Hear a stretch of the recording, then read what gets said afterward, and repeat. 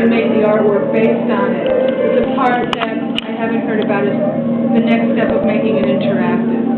Okay, the question is about, now that we understand the musical loops and the way the pieces look, the interactive quality. I think that's something, I don't even know who first had that idea, but maybe I did.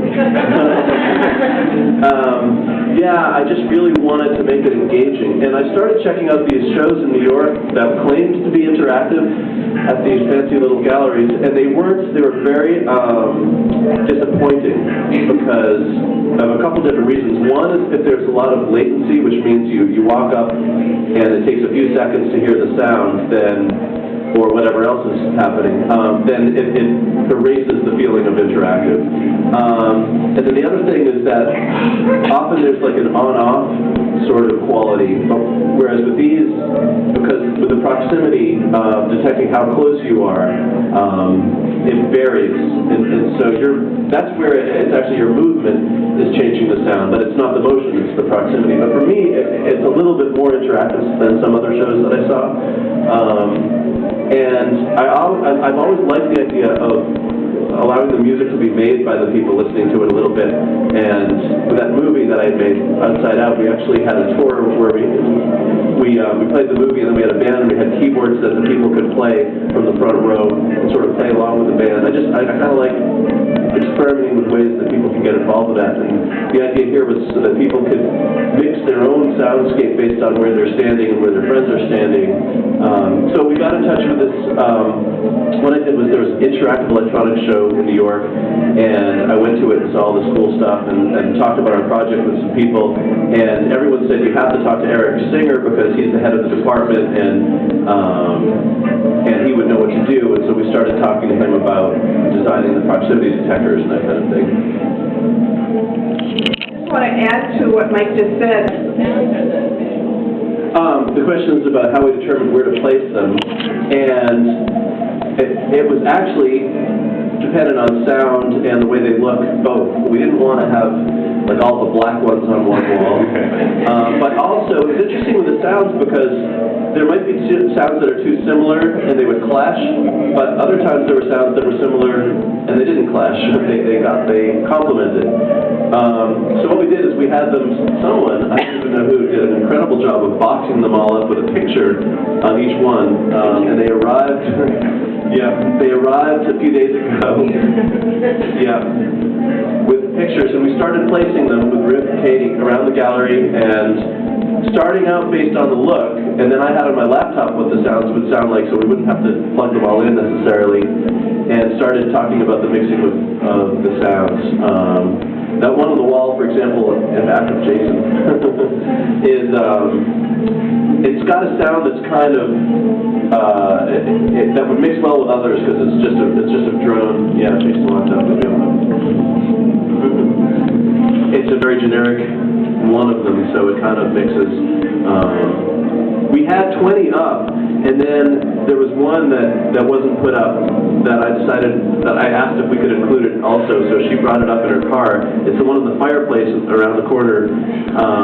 That's another one that has a sound that's very straight up and simple and clear, so it kind of mixes with the others. It's a drum sort of thing, so it's different than the others. And there was no place for it, so what was left was the fireplace. And we tried putting it on the mantle, and that didn't really work so well, but in the fireplace is perfect, so it just kind of fell together. It could have been a million other different combinations, but with just some attention to making it blend right, we ended up feeling good about it.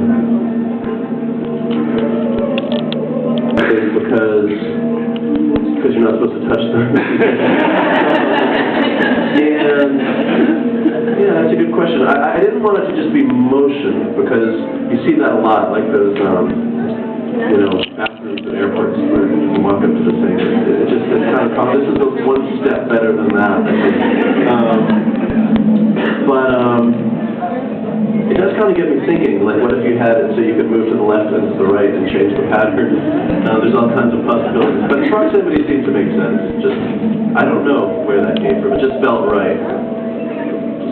Yeah. Okay, right here. Body, or what is it? It's the aura. No. No, it's just, okay, well, the way it works, actually, it's measuring your distance because this thing down here, the sensor is an ultrasonic rangefinder, and it sends out what's called a ping. And there's other people here that know a lot more about pings than I do. But I've learned a lot this last month, and it's fascinating. The ping is a little beep, but it's ultrasonic, and it bounces it against what's in front of it. So if I'm here, it knows that it's going to take it 10 milliseconds or so to get back, and that there's a person standing here.